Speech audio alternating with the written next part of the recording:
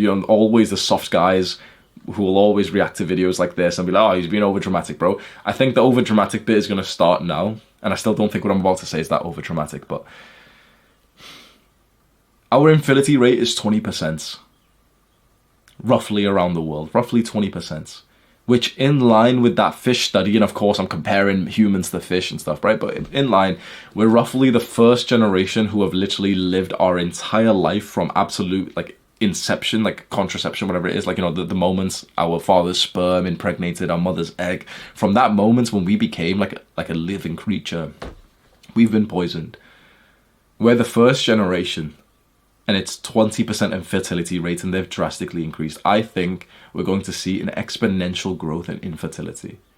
I think we're going to see such a growth of infertility caused by estrogenics, especially caused by plastics, that this will be one of the most common talked about things by doctors, by governments in the next few years.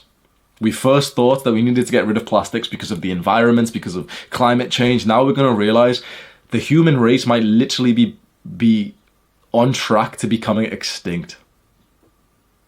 We genuinely are on track to becoming extinct. I hope that, you know, with how as a race we've always overcome everything, that we are going into this direction, but then the scientists and the entrepreneurs make changes, and the government eventually follow through like 10, 20 years later when everyone's already sick for so long, and eventually our like trajectory changes. But if nothing changes, this will genuinely end the human race.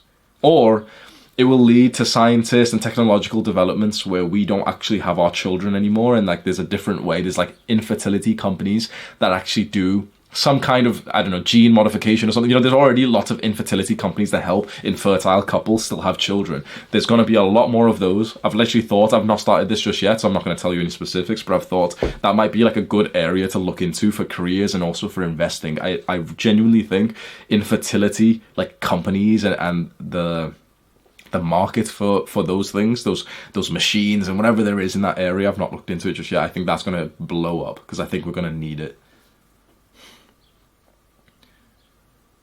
A simple mindset that you can carry with you, which I could eventually be proven wrong, but it seems to me to be the case, to literally just think plastics equal bad.